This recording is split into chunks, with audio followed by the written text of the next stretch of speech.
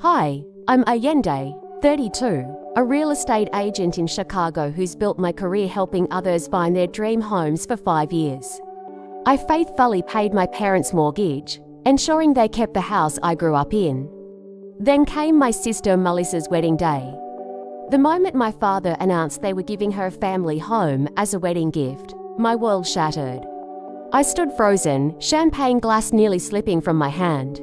Before I continue with how I discovered my parents had given away the home I was paying for, let me know where you're watching from.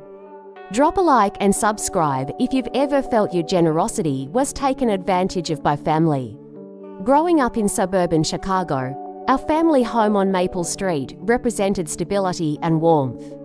The two-story colonial with blue shutters wasn't luxurious, but it was filled with memories. My father, Richard, worked as an accountant at a mid-sized firm, while my mother, Diane, taught third grade at the local elementary school. Our lives followed predictable routines, Sunday dinners together, summer barbecues in the backyard, and holiday traditions that remained unchanged year after year. My sister, Melissa, arrived when I was 5 years old. From the beginning, there was an undeniable difference in how our parents treated us. I noticed it first on my 10th birthday, when my requested sleepover party was downscaled to just to friends because parties are expensive. Yet, 3 months later, Melissa's 5th birthday featured a rented bounce house, professional face painter, and 20 classmates. At the time, I attributed it to her being the baby of the family. As we grew older, the pattern continued. When I needed braces, I was told to wait another year because insurance would cover more later. Melissa got hers immediately. For my 16th birthday, I received driving lessons, while Melissa's sweet 16 years later came with a used but reliable Honda Civic. My parents justified these differences with various explanations. Timing was better, finances had improved, or, most commonly, your sister needs more support than you do. You're so independent. That independence wasn't innate, it was cultivated by necessity. By high school, I understood that if I wanted something, I needed to earn it myself. I started babysitting at 14, added a weekend job at the local grocery store at 16, and worked nearly full-time hours during college breaks. Meanwhile, Melissa's only responsibility was maintaining decent grades, which she barely achieved. College created an even wider divide. I attended State University on a partial scholarship, working 3 part-time jobs to cover the remainder. My parents contributed what they called what we can afford, about $1,500 per semester. For Melissa, they somehow found enough to cover full tuition at a private liberal arts college, explaining that she would manage with student loans like you can. Despite these disparities, I loved my family and accepted that this was simply our dynamic. I channeled my energy into building my own success, majoring in business with a focus on real estate. The 2008 economic crisis hit just as I graduated, making entry into the housing market brutal. While many of my classmates abandoned their career plans, I persisted, taking a position as an administrative assistant at a small agency while earning my real estate license at night. Those early years tested every ounce of my determination. I lived in a tiny studio apartment with second-hand furniture, drove a car that broke down monthly, and subsisted on ramen and coffee. My first year as an agent yielded exactly 2 sales, barely covering my basic expenses. My parents offered little support beyond occasional home-cooked meals when I visited, always accompanied by gentle suggestions that I consider a more stable career path. The breakthrough came in my 3rd year when I connected with a wealthy client looking to downsize from her lakefront mansion. Her satisfaction with my service led to referrals among her social circle, and suddenly, I found myself specializing in luxury properties. By age 28, I had moved into a comfortable downtown condo, leased a new car, and established myself as a rising star in Chicago real estate. During this time, Melissa drifted between various passion projects. After graduating with an art history degree, she worked briefly at a gallery before deciding it wasn't fulfilling spiritually. She then cycled through jobs as a barista, personal assistant, and eventually settled on becoming a yoga instructor, teaching a few classes weekly at an upscale studio. The inconsistent income didn't seem to affect her lifestyle, which featured frequent brunches, weekend trips, and a surprisingly extensive wardrobe. Her secret was simple: our parents continued subsidizing her life. They covered her phone bill, helped with rent when she came up short, and provided a general safety net that allowed her carefree approach to adulthood. I noticed these things during family gatherings, but said nothing, believing that eventually Melissa would need to stand on her own feet. Then came the first family crisis. My father called one evening, his voice uncharacteristically shaky. At 58, he'd been included in a company-wide downsizing after 30 years with the same firm. He was unemployed with a severance package that would last 6 months at best. During the same period, my mother received a diagnosis of rheumatoid arthritis, requiring expensive treatments partially covered by her school district insurance. "We're managing," he insisted during our weekly calls, but I could hear the strain in his voice. 3 months later, during a Sunday visit, I found past due notices on the kitchen counter while my mother was showing me her garden. When confronted, my parents reluctantly admitted they had fallen behind on mortgage payments. Pride had prevented them from sharing the full extent of their financial troubles. "It's temporary," my father assured me. "Once I find another position, we'll catch up," but accounting positions for professionals nearing retirement age proved scarce, and my mother's medical expenses continued mounting.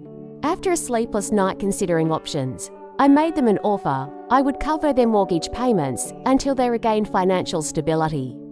Additionally, I'd help with medical bills not covered by insurance. The relief on their faces made any hesitation vanish. "This is still your inheritance someday," my mother said tearfully. "The house will always be yours eventually. We'll never forget this, Heather." What began as a temporary arrangement extended as my father's job search stretched from months into years. He eventually found part-time consulting work that provided some income but no benefits. My mother reduced her teaching schedule to accommodate her health limitations. Each month, I transferred the mortgage payment directly to their bank, plus extra for utilities and groceries. During monthly visits, I helped with house maintenance and took them to appointments. Meanwhile, Melissa's life continued unaffected by our parents' struggles. Her visits home became less frequent as she pursued her latest interest, attending yoga retreats and spiritual workshops. When she did appear for holidays or birthdays, she brought token gifts but offered no substantial help. If she knew about my financial support, she never acknowledged it. Everything changed when Melissa met Brandon Taylor at a charity gala she attended with a wealthy client from her yoga studio. Brandon, son of a prominent family owning several car dealerships across the Midwest, was immediately taken with my sister's free-spirited personality and striking looks. Their whirlwind romance progressed rapidly, with Instagram posts showing them at exclusive restaurants, weekend getaways in his family's private plane, and courtside seats at Bulls games. "He's different from the others," my mother gushed during one of my visits. So established and from such a good family, I noticed my parents suddenly finding energy for activities that had previously become too difficult. Shopping trips with Melissa, dinner parties when Brandon visited, even repainting the guest room that had remained untouched for years. Their financial constraints seemed forgotten when it came to participating in my sister's exciting new relationship. 6 months after meeting, Brandon proposed with a diamond ring that probably cost more than my annual mortgage contributions. Just like that, wedding planning consumed our family's universe. The engagement party at the Taylor family's country club marked my first indication that something was shifting in our family dynamic. The sprawling golf course property, with its colonial clubhouse, normally hosted celebrities and politicians, not middle-class families like ours. Yet, my parents navigated the space with surprising comfort, introducing themselves to Brandon's connections with practiced ease. I arrived alone, having scheduled the event between property showings. Despite my professional success, I felt distinctly out of place among guests who discussed summer homes and European vacations. My tailored black dress, which normally projected confidence during business meetings, seemed inadequate compared to the designer outfits surrounding me. "Heather, you finally made it," my mother called, waving from a group of women I didn't recognize. Her cheeks were flushed from champagne, her eyes bright with excitement. As I approached, I caught the tail end of their conversation. "The wedding gift is going to be absolutely perfect," my mother was saying, "something they can build their future on." The women nodded approvingly before dispersing as I reached them. When I asked what wedding gift she meant, my mother patted my arm dismissively. "Just some ideas we're considering. Nothing definite yet. Have you tried the crab cakes? They're divine." The subject change was obvious, but I didn't press further. Throughout the evening, I noticed multiple hushed conversations between my parents and Brandon's family, with meaningful glances and enthusiastic nodding. Whatever they were planning, I wasn't being included. 2 weeks after the engagement party, my father called, asking if I could increase my monthly contribution temporarily. "The roof is showing somewhere," he explained. "We've got a contractor coming to give an estimate, but we should probably handle it before winter." I agreed without hesitation, transferring an additional $2,000. However, when I stopped by unexpectedly the following weekend, there was no sign of roofing work or preparations. Instead, I found my mother and Melissa surrounded by wedding magazines, fabric swatches, and a half-empty bottle of champagne. "Just getting some initial ideas," my mother explained hastily, gathering the materials. "Nothing extravagant." The caterer's estimate, visible on the coffee table, suggested otherwise, with a per-plate cost exceeding what most people spend on an entire dinner out. When I gently inquired about priorities, my mother became defensive. "This is Melissa's special day. We've put aside some savings specifically for this." "What savings?" I asked, knowing their financial situation intimately. "You wouldn't understand," my father interjected from his recliner. "Some things are worth stretching for." The conversation ended there, but my concerns grew. Over lunch the following week, I confided in my best friend, Rachel Martinez. "Am I crazy for feeling uneasy about this?" I asked, pushing my salad around the plate. "I mean, it's their money, ultimately." Rachel's expression turned serious. "Except it's not just their money, is it? You've been keeping them afloat for years. Have they ever talked about paying you back?" "That wasn't the arrangement," I admitted. "I never expected repayment, but I also didn't expect them to suddenly find thousands for a lavish wedding." "Sounds like you might be enabling them," Rachel suggested gently. "Maybe it's time to set some boundaries around your contributions." I nodded, knowing she was right, but the thought of confronting my parents about money felt impossible.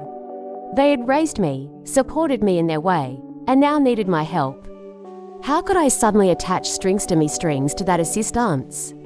As wedding planning intensified, so did the financial inconsistencies. My parents declined dinner invitations, citing budget constraints, yet somehow managed to fund engagement photos at a luxury resort. My mother mentioned cutting back her therapy sessions due to cost, while simultaneously describing the custom mother of the bride dress being made for her.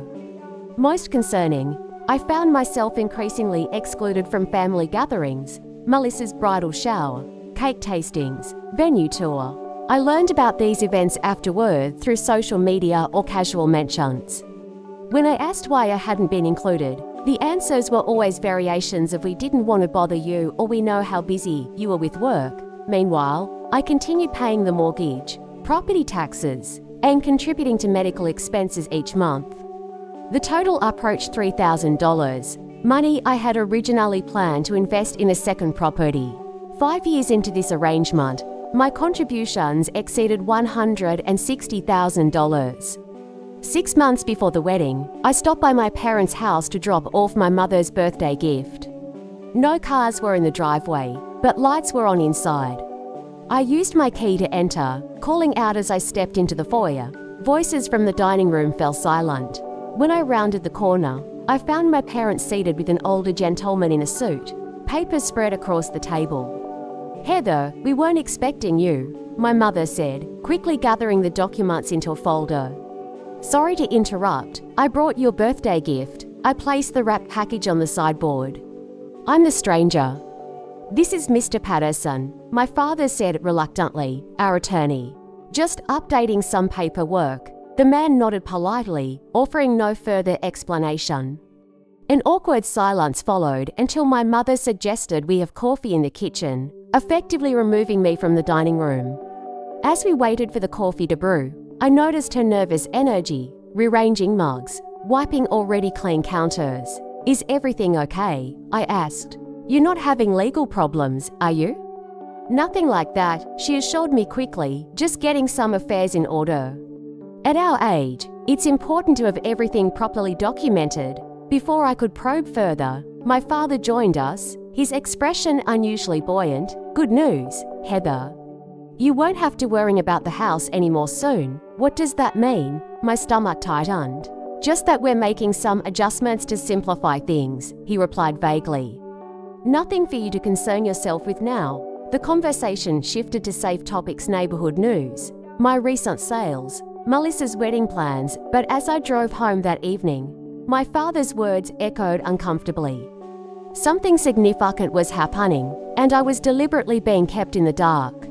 Melissa's wedding day arrived on a perfect June Saturday.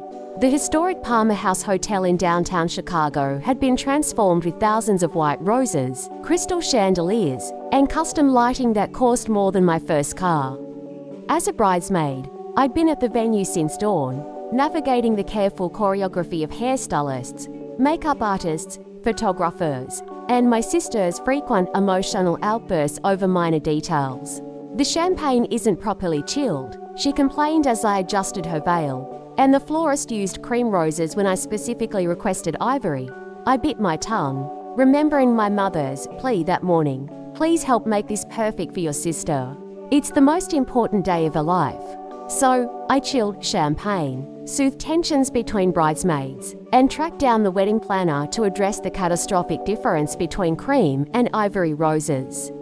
Through it all, I maintained a practiced smile, even as I calculated the approximate cost of each extravagance surrounding us. The ceremony proceeded flawlessly. Melissa looked genuinely beautiful in her designer gown, and Brandon appeared sincerely in love as they exchanged vows. My parents sat in the front row, my mother dabbing tears with an embroidered handkerchief, my father beaming with pride. From the outside, we were the perfect American family celebrating a milestone. At the reception, I sat at the family table, making small talk with Brandon's relatives while nursing a single glass of champagne. I needed clarity for what I sensed was coming. Throughout the cocktail hour, I noticed my parents huddled with Brandon's family, sharing significant looks and whispered conversations. Whatever surprise they had planned, it would happen soon. After the main course, my father stood and tapped his glass for attention. The room quieted as he began a sentimental speech about watching his youngest daughter grow into the beautiful woman before us. He spoke about family legacy, the importance of strong foundations, and the joy of helping the next generation begin their journey. "Which is why," he said, his voice thick with emotion, "your mother and I are giving you our home as your wedding gift. The house where you grew up, where we've made so many memories, is now yours to fill with new ones." The room erupted in applause. Guests at nearby tables smiled approvingly, whispering about such a meaningful, generous gift. Melissa gasped theatrically, clutching Brandon's arm as tears streamed down her face. My mother wiped her own eyes while accepting congratulations from those around her. I sat motionless, the half-empty champagne flute trembling slightly in my hand. 5 years of mortgage payments, 60 monthly transfers, countless additional contributions for repairs, taxes, insurance, all for a house that had just been given away without a single word of consultation. Memories flashed through my mind. My mother's tearful gratitude when I first offered to help. My father's repeated assurances that the house will be yours someday. Weekends spent painting rooms, fixing leaky faucets, and maintaining the property I believed would eventually become mine, all while my sister lived her carefree life, showing up only for holidays and the occasional Sunday dinner. Through sheer force of will, I maintained my composure through dinner. I mechanically participated in toasts, smiled for photographs, and even managed to hug Melissa when she gushed about how totally amazing our parents' gift was. But when the dancing began and attention dispersed, I quietly gathered my things and slipped out a side entrance. Instead of going home, I drove directly to my parents' house, or what I now understood was my sister's house. I parked in the driveway and waited, knowing they would return there to change before leaving for their hotel downtown. The familiar structure loomed in the darkness, every window, shutter, and brick representing years of my sacrifice. They arrived shortly after midnight, still in their formal attire, expressions shifting from surprise to wariness when they spotted my car. I stepped out as they approached the front door. "Heather, why aren't you at the reception?" my mother asked, fumbling with her clutch. "We need to talk," I said simply, following them inside. In the living room, still decorated with pre-wedding photographs and gifts, I finally asked the question burning through me. "How could you give away a house I've been paying for without even discussing it with me?" My father loosened his tie, avoiding my gaze. "It's our house, Heather. We appreciated your help during our rough patch. But ultimately, it's our name on the deed. Was your name on the checks I wrote every month for 5 years? Was your name on the statements for the new roof last year or the property taxes I covered when you came up short?" "That was your choice," my mother interjected, her tone surprisingly cold. "We never forced you to help us. You said it would be my inheritance.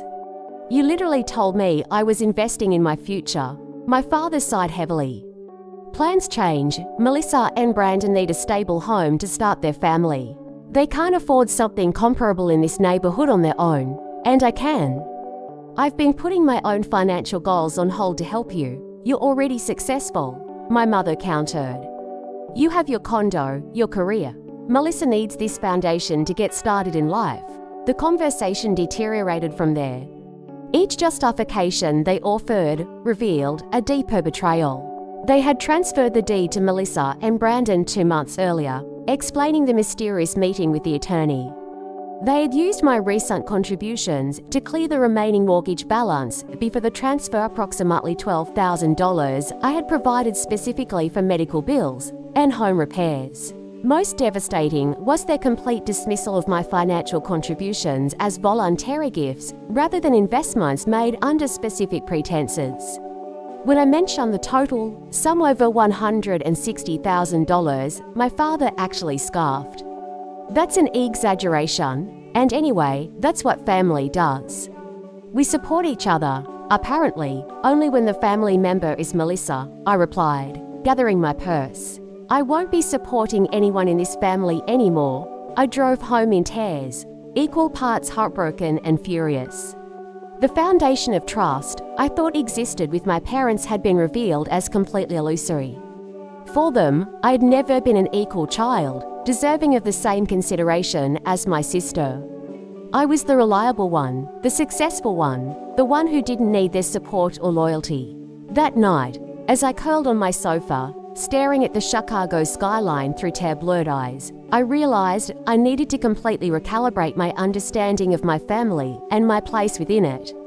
The week following the wedding passed in a haze of work appointments and avoided phone calls.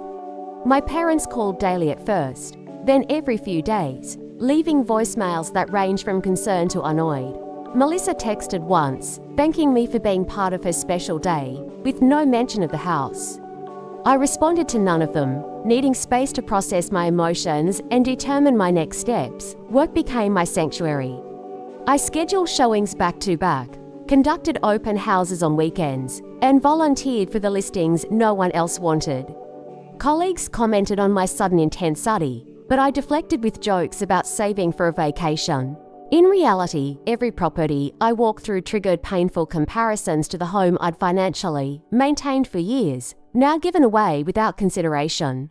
Nights were harder, sleep proved elusive as I mentally calculated the opportunity cost of my years supporting my parents. The down payment on an investment property I delayed, the retirement contributions I'd reduced, the professional development opportunities I'd passed on to maintain my monthly commitment to them. During one particularly sleepless night, I created a spreadsheet documenting every payment I'd made, mortgage contributions, property tax payments, home repairs, medical bills, even groceries and utilities I'd covered. The total exceeded $165,000 over 5 years. Seeing the figure in black and white crystallized my resolve. I needed professional advice.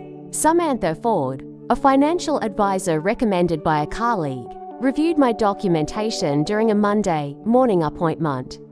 Her expression remained professionally neutral, but her questions revealed her assessment. Was there any written agreement regarding these contributions? Nothing formal, I admitted. It was a family arrangement, and the verbal understanding was that the house would eventually be yours, she nodded, making notes. Unfortunately, without documentation, this falls into a grey area legally. You could potentially pursue a civil case based on verbal contract or unjust enrichment, but family court battles are expensive and emotionally draining. What would you recommend? Honestly, consider it an expensive lesson about mixing family and finances without proper documentation. Stop all financial support immediately, protect your assets going forward, and decide what kind of relationship you want with your family, with clear boundaries. Her advice, though difficult to hear, provided clarity. That evening, I drafted a detailed email to my parents. I listed every payment I'd made, explained my understanding of our arrangement, and formally announced the immediate termination of all financial support. The tone was businesslike rather than emotional, a final statement rather than an invitation to negotiate. Their response came within hours, a lengthy emotional message that oscillated between defensive justification and manipulative guilt. My mother wrote most of it, emphasizing Melissa's needs versus my stability, invoking family loyalty, and suggesting I was being selfish for withdrawing support when they had given me life and raised me. My father added a brief paragraph expressing disappointment in my transactional view of family relationships. Neither acknowledged the fundamental betrayal or offered to address the financial implications of their actions. Reading between the lines, they expected our relationship to continue as before, minus my financial contributions, but with my emotional support intact.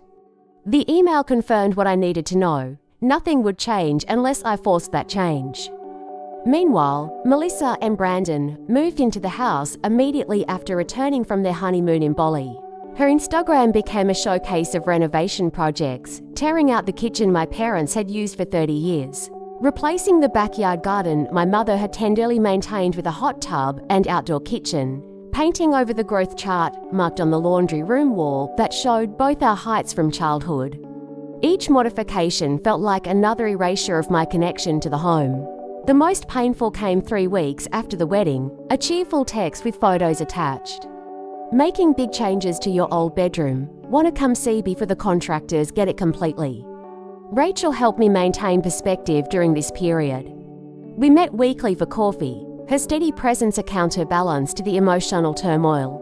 When I showed her Melissa's text, she took my phone and blocked my sister's number without comment, then returned it with a simple, "Not helpful right now." She was right. Distance was the only thing preserving my sanity as I reconstructed my understanding of my family relationships.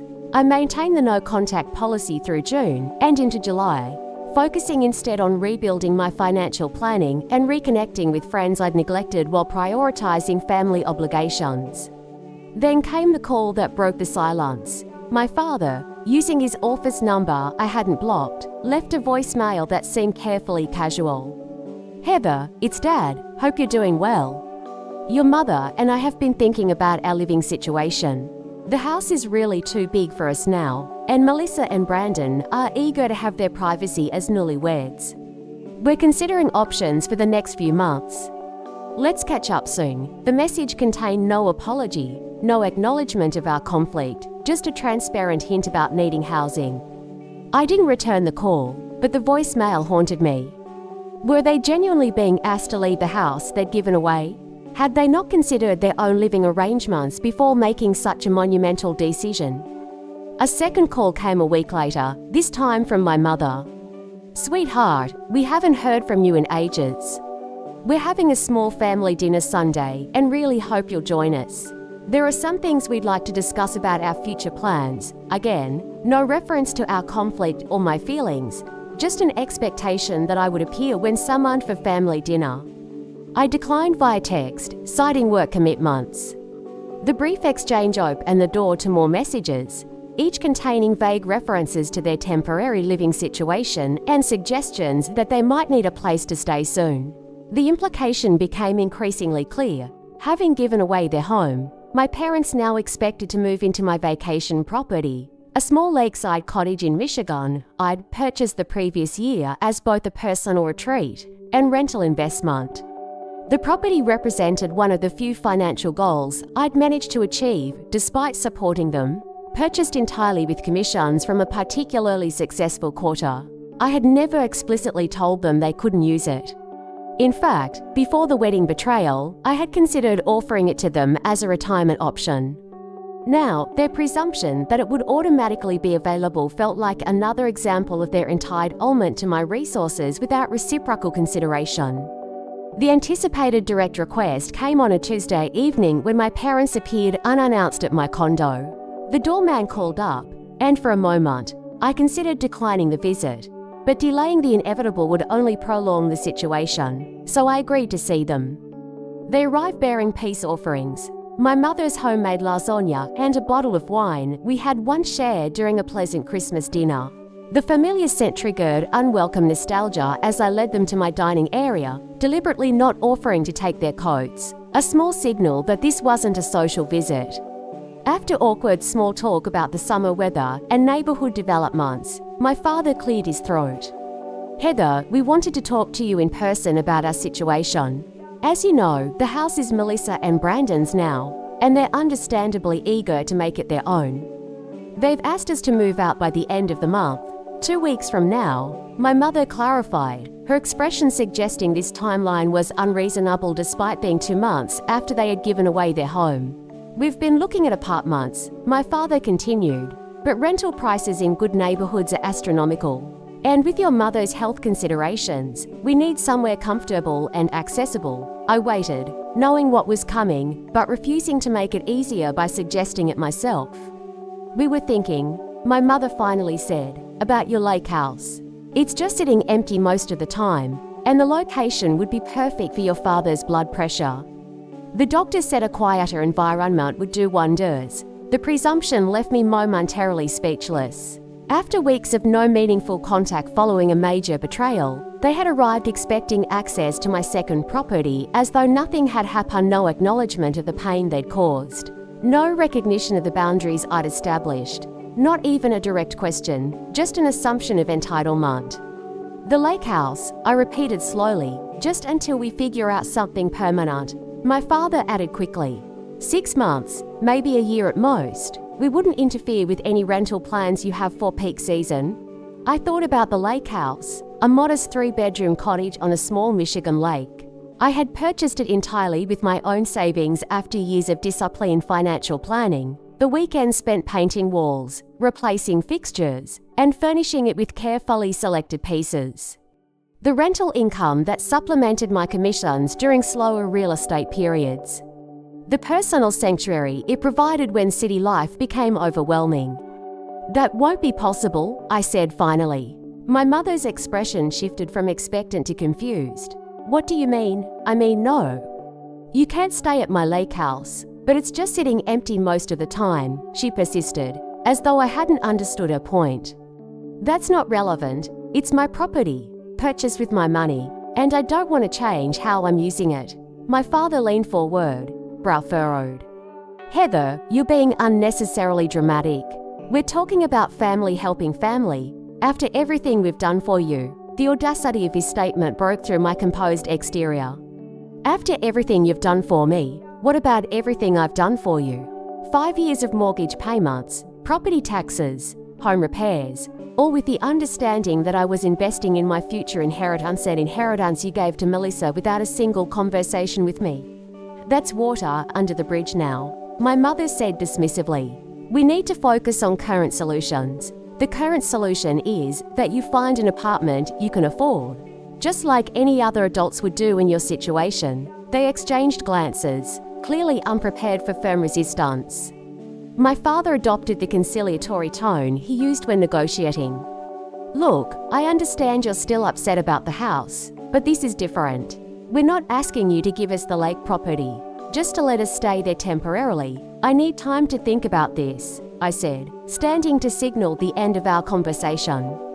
I'll let you know my decision later this week. After they left, I immediately called Rachel, who arrived 30 minutes later with reinforcements, our mutual friend Julia Stevens, and a bottle of tequila. As I recounted the conversation, their expressions shifted from disbelief to indignation. "The absolute nerve," Rachel said, pouring another round of drinks. "They give away a house you've been paying for, then expect to move into your vacation property. In what universe does that make sense?" Julia nodded vigorously. "My father tried something similar after my parents' divorce, gave their savings to my brother for his business, then expected to move in with me temporarily when he couldn't afford his apartment. These patterns don't change unless you establish firm boundaries, which is exactly what you need to do," Rachel added, clear. "Unmovable boundaries with consequences they understand." Together, we drafted my response, a firm but respectful refusal that acknowledged their situation without accepting responsibility for it.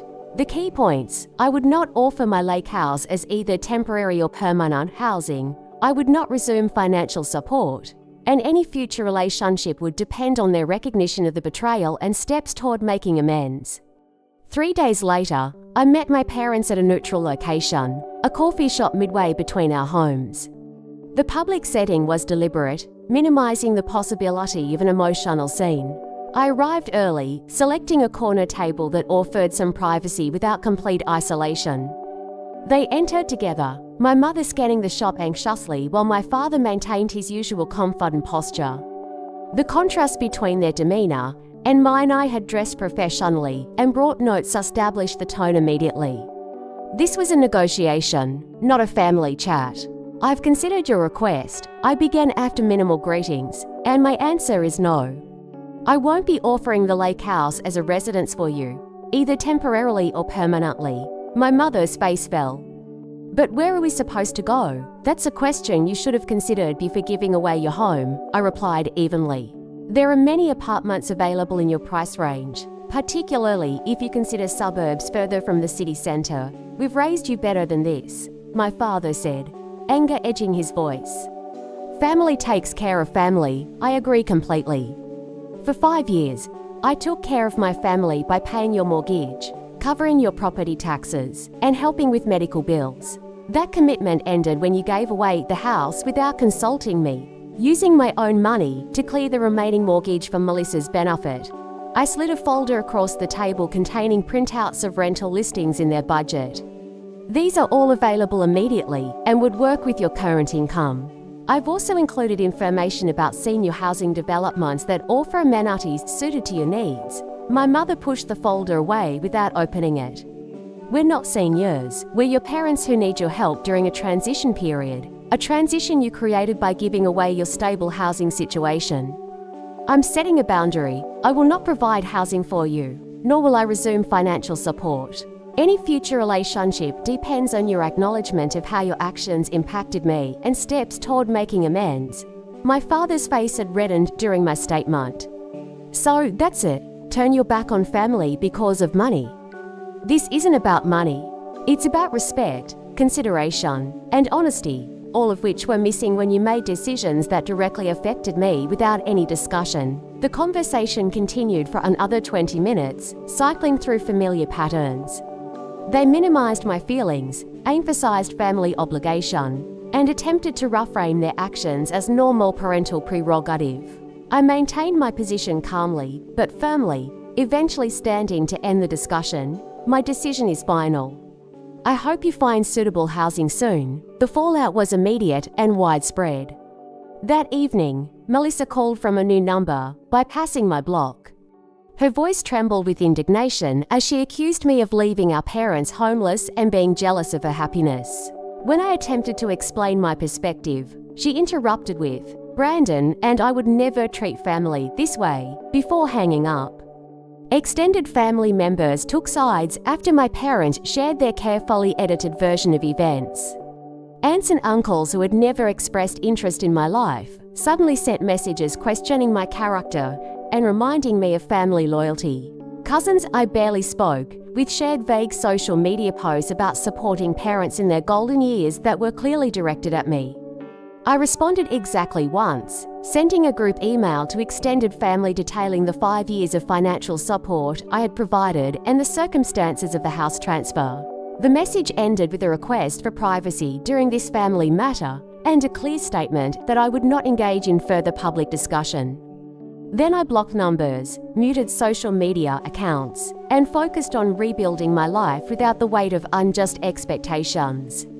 The initial pain was intense, but each day brought increasing clarity about the unhealthy dynamics I had accepted for years. For perhaps the first time, I was prioritizing my own well-being over others' unreasonable demands, and despite the difficulty, it felt like breathing freely after years underwater. 2 months passed with minimal contact. Through mutual acquaintances, I learned my parents had found a two-bedroom apartment in a suburb 15 miles from their former home. Melissa posted fewer renovation updates, suggesting the initial enthusiasm had waned once reality set in. My own life settled into new patterns, more frequent use of my lake house as a personal retreat, deeper investment in friendships that had suffered during years of family obligation, and renewed focus on professional growth. The distance proved healing. Without constant family demands, I rediscovered interests I'd abandoned, taking week and painting classes, joining a book club, even dating casually for the first time in years. My therapy sessions shifted from crisis management to long-term personal development. Most importantly, I began recognizing patterns from my family relationships that had affected all my interactions. The tendency to overfunction, difficulty setting boundaries, and habit of placing others' needs above my own. Work success continued and expanded. In September, I won a competitive listing for a historic mansion conversion project, multiple luxury condos in a landmark building. The commission would substantially increase my annual income, validating my decision to focus on career advancement rather than continued family support. On a crisp October morning, as I reviewed marketing materials for the new listing in my downtown office, my assistant knocked tentatively. "There's a Richard Williams here to see you. No appointment. He says he's your father." My immediate instinct was refusal, but something in her expression gave me pause. "How does he seem?" She hesitated. "Nervous? Maybe a little sad." "He said he understands if you're busy, but hoped you might have time for lunch." The unexpected nature of the visit intrigued me. My father had always preferred phone calls to face-to-face conversations, especially for difficult topics. His presence at my office suggested an importance beyond our usual interactions. "Tell him I can spare 30 minutes. If the conversation warrants more time, we can continue over lunch." My father entered cautiously, looking older than I remembered. His normally impeccable appearance showed subtle signs of decline: slightly rumpled shirt, hair less perfectly combed, new lines around his eyes. He carried a small gift bag that he placed carefully on my desk. "Your mother's homemade brownies," he explained with an awkward smile. I remembered they were your favorite. I thanked him but didn't open the bag, instead gesturing toward the visitor's chair. "This is unexpected. I've been wanting to talk to you for weeks, but wasn't sure you'd take my call." He settled into the chair, hands fidgeting uncharacteristically. "Things haven't been right since the wedding since before that." "Really? No, they haven't," I agreed, maintaining a neutral tone. He took a deep breath. "I've come to apologize, Heather. I made terrible mistakes that hurt you deeply, and I need to take responsibility for that." The directness surprised me. My father rarely admitted error, typically preferring to reframe situations to maintain his position. I remained silent, allowing him space to continue. "The house situation was handled incredibly poorly. You deserved consultation, consideration, and appreciation for everything you'd contributed. Instead, we excluded you from decisions and dismissed your feelings afterward. Why?" The question had burned within me for months. He sighed heavily. "The simple answer is that your mother orchestrated most of it, and I failed to stand up for what was right. The longer answer is complicated." Over the next hour, my father revealed the background I hadn't been privy to. My mother had always favored Melissa, seeing in her the social success she herself had never achieved. When Brandon entered the picture with his family connections and wealth, she became determined to secure the relationship. believing a suitable wedding gift would impress his family and cement Melissa's position. I knew it was wrong, my father admitted, especially after everything you'd done for us. I tried suggesting alternatives, helping with the down payment on a different house, offering financial support that wouldn't involve your inheritance, but your mother was fixated on the symbolic value of giving them our family home. And you went along with it. I did. That's my failure entirely. His voice cracked slightly. I've spent my life avoiding conflict with your mother, even when it meant treating you unfairly. That pattern goes back to your childhood, and I never had the courage to break it. The honesty was both validating and painful. All those years of feeling less valued had been based in reality, not my imagination. The favoritism had been intentional, not circumstantial. What's changed now? I asked. Why this apology after months of silence? Several things. Living in the apartment has given me perspective on what we gave up and what we took from you. Melissa and Brandon are already having problems, making me question the sacrifice. Most importantly, I've started therapy on my own. It's helping me see patterns I was blind to before. He reached across the desk, not quite touching my hand, but bridging some of the distance between us. I don't expect immediate forgiveness, Heather. What we did caused real harm. I just want you to know I recognize that now, and I'm working to be better. The lunch that followed felt like a conversation with a new person, rather than the father I'd known all my life. He asked thoughtful questions about my work, my friends, my interest topics that had rarely held his attention previously. He shared updates about his part-time consulting work and new connections in their apartment community. Most notably, he mentioned attending some social events without my mother, developing independence that had been absent in their relationship. What about Mom? I finally asked as we finished our meals. Does she share your perspective on what happened? His expression tightened, not entirely. She recognizes we handled things poorly, but still believes the decision itself was correct. She's struggling with the consequences, both the reduced living circumstances and your distance. I can't resume a relationship that doesn't acknowledge the fundamental problem. I understand. I'm working on her, but ultimately, her journey is separate from mine. I'm here because I need to make things right, regardless of her choices. We parted with a tentative plan to meet monthly for lunch, a small step toward rebuilding trust without immediately resuming full family participation. As I watched him walk away, his shoulders straighter than when he'd arrived, I felt a complicated mixture of emotions, lingering hurt, but also cautious hope that genuine change might be possible. 2 weeks later, my mother reached out, not with the heartfelt apology my father had offered, but with a stiff invitation to lunch at her favorite restaurant.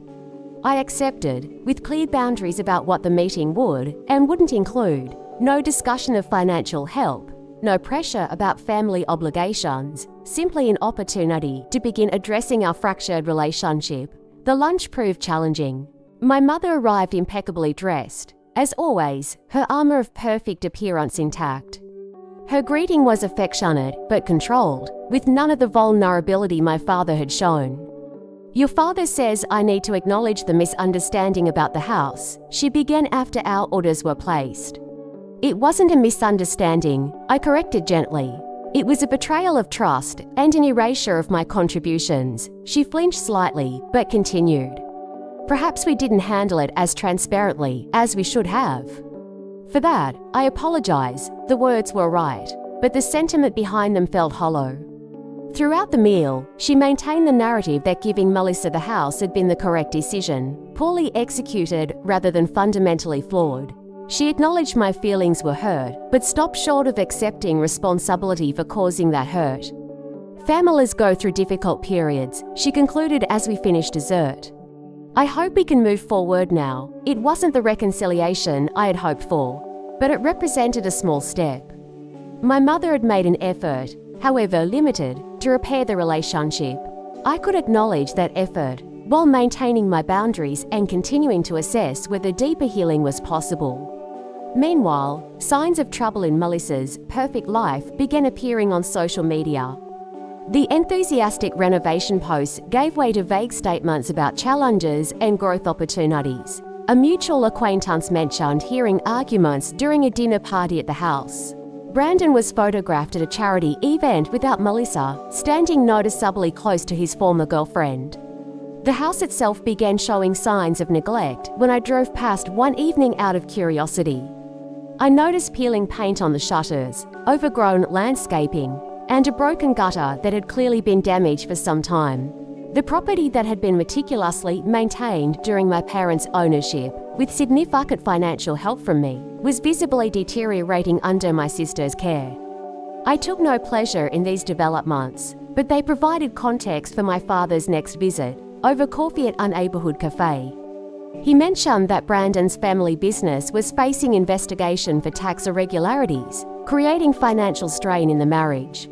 They've started arguing about money, he explained. Melissa expected Brandon's family to cover the renovation costs, but that support has disappeared with the legal troubles. Now they're facing contractor bills with limited resources. That's unfortunate, I said neutrally. Your mother is finally seeing the situation clearly, he continued. She built up this fantasy about Melissa marrying into security and stability. Now she's watching that crumble while recognizing she sacrificed her relationship with you for it. This insight explained my mother's unexpected call the following week, a voice message with audible tears, asking if we could talk again.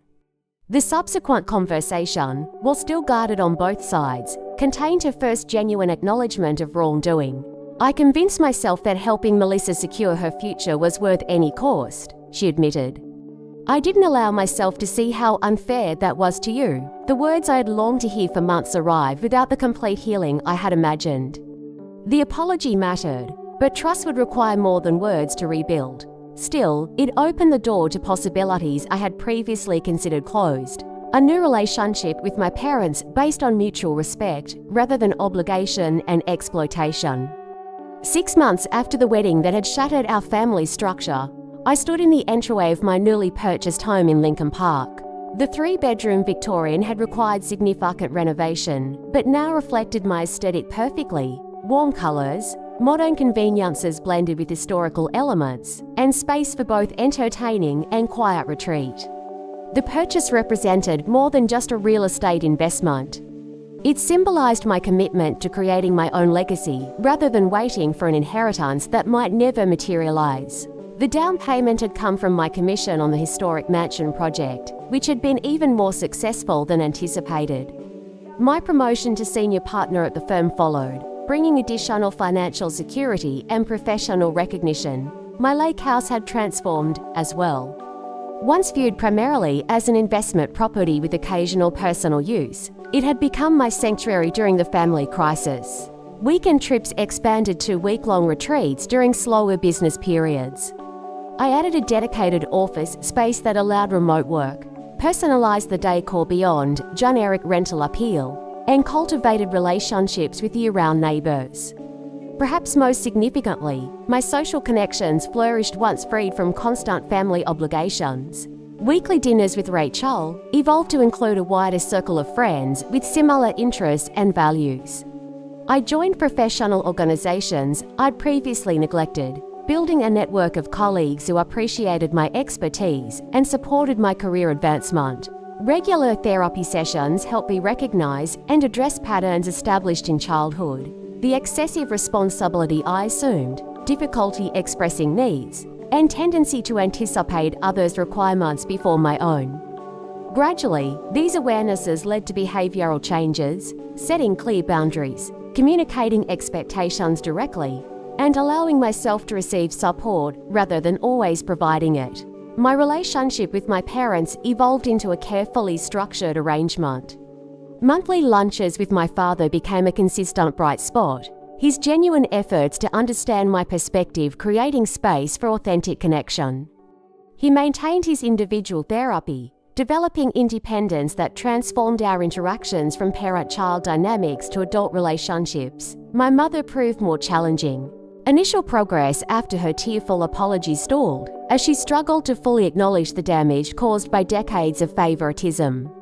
Our contact remained limited to occasional lunches and brief phone calls, always with clear boundaries about acceptable topics. The distance felt necessary for my well-being, even as I hoped for eventual deeper reconciliation. Melissa and I established minimal communication after several months of silence. She sent a text suggesting coffee to clear the air. The resulting conversation revealed little self-awareness about her role in the family dysfunction, but at least acknowledged that I had legitimate grievances about the house situation. We settled into polite distance, birthday messages, holiday acknowledgements, but no pretense of close sisterhood. Her marriage to Brandon encountered increasing difficulties as the initial glow faded. His family's legal troubles resulted in significant lifestyle adjustments, creating tension between them. The house became a point of contention, rather than joy too expensive to maintain properly on their reduced income, but impossible to sell without admitting failure. Social media posts grew less frequent and less enthusiastic, occasionally revealing glimpses of the crumbling facade. One unusually warm spring afternoon, I received an unexpected email from my mother. Rather than the usual brief updates or attempts at reconciliation, this contained a lengthy, thoughtful reflection on our family history. She wrote about recognizing patterns in her own upbringing that she had unconsciously perpetuated, acknowledged the damage her favoritism had caused, and expressed genuine remorse for the house betrayal. "I convinced myself I was doing what was best for the family," she wrote, "but I was actually protecting my own vision of what our family should be. That vision cost me my relationship with my remarkable elder daughter, a price I now understand was far too high." The email concluded with a request for family therapy not to erase the past, but to create healthier patterns for the future. After consultation with my individual therapist, I agreed to a trial session, approaching the opportunity with cautious optimism tempered by protective boundaries. The first session proved surprisingly productive. With professional guidance, my father expanded on insights from his individual therapy. My mother listened without defensive interruption for perhaps the first time in our relationship, and I articulated long suppressed feelings without either minimization or excessive anger. We left with homework-specific communication exercises and reflection questions and a commitment to continue the process. Progress came incrementally over subsequent months. Some sessions yielded significant breakthroughs. Others devolved into familiar patterns, requiring redirection from our therapist. Gradually, however, new understanding emerged. My parents acknowledged the impact of their actions more fully. I recognized complexities in their motivations beyond simple favoritism. Together, we identified healthier ways to interact while respecting established boundaries. My personal life flourished during this period of family reconstruction. A casual introduction through a colleague led to meeting Jake Thompson, an architectural photographer whose work complemented my real estate expertise. Our relationship developed with refreshing straightforwardness, clear communication about expectations, mutual respect for professional commitments, and shared appreciation for quiet evenings rather than social whirlwinds. Most importantly, Jake demonstrated consistent respect for my boundaries. When I explained my complex family situation and the importance of maintaining certain protective measures, he listened without judgment or pressure. His own experience with challenging family dynamics created natural empathy, while his healthy relationship with his parents provided a model of what balanced adult family connections could look like. By the following Christmas, 18 months after the wedding that had fractured our family, we had established a new normal. Holiday dinner took place at my home rather than my parents' apartment or Melissa's house, creating neutral territory. Gift exchanges remained modest, focusing on thoughtfulness rather than extravagance. Conversations stayed within agreed boundaries, avoiding triggers that might resurrect old conflicts. Melissa and Brandon attended, their relationship visibly strained despite attempts at holiday cheer. The house that had been the center of our family drama was now up for sale, their marriage unable to withstand the financial pressures and underlying resentments neither acknowledged. The irony was not lost on my father, whose knowing glance across the table communicated volumes about lessons learned too late. Looking back on the tumultuous journey from betrayal to tentative healing, I recognize now that the house itself was never the central issue. It simply crystallized patterns established throughout my childhood, the unbalanced family system, unequal expectations, and dismissal of my needs in favor of my sister's wants. The painful experience forced confrontation with dynamics that might otherwise have continued indefinitely, creating opportunity for growth, even through tremendous hurt. The greatest lesson emerged gradually. True family relationships cannot be purchased through financial contribution or maintained through obligation alone. Authentic connection requires mutual respect, honest communication, and recognition of each person's inherent value beyond what they provide materially. My willingness to financially support my parents created an illusion of closeness that collapsed when tested by conflicting interests. Equally important was learning that boundaries aren't selfish, but essential for healthy relationships. By clearly defining what I would and wouldn't accept, I created space for genuine healing rather than superficial reconciliation. Those boundaries allowed me to maintain connection with my parents while protecting myself from further exploitation, a balance that benefited everyone involved. Perhaps most valuable was the realization that self-advocacy doesn't require abandoning compassion. I could stand firm in my own worth while still extending understanding toward my parents' limitations. Their actions caused real harm, but recognizing the complex factors behind those actions allowed me to move toward forgiveness without diminishing the importance of accountability. Today, as I build my life with intentionality rather than obligation, I understand that family relationships require ongoing maintenance rather than assumed permanence. The bonds we share with relatives deserve nurturing through mutual respect and clear communication, not automatic loyalty regardless of treatment. This understanding influences all my relationships with family, friends, colleagues, and potential partners. The journey continues with occasional setbacks alongside significant progress. Some family gatherings still activate old patterns. Some conversations still navigate carefully around sensitive topics. But the foundation has shifted from unquestionable sacrifice to balanced reciprocity, creating space for authentic connection rather than performance of expected roles. If my story resonates with you, consider examining the unspoken expectations in your own family relationships. Are you giving from genuine love or obligation? Are your contributions recognized and reciprocated? Most importantly, do your family dynamics support your growth or limit your potential? The answers may reveal patterns worth addressing before they culminate in painful confrontation. What family expectations have you struggled with? Have you ever had to set difficult boundaries with loved ones? Share your experiences in the comments below. If this story helped you recognize unhealthy patterns in your own relationships, please like and subscribe for more insights on family dynamics and personal growth. Remember that prioritizing your well-being isn't selfish. It's the foundation for building truly healthy connections with others. Thank you for joining me on this journey.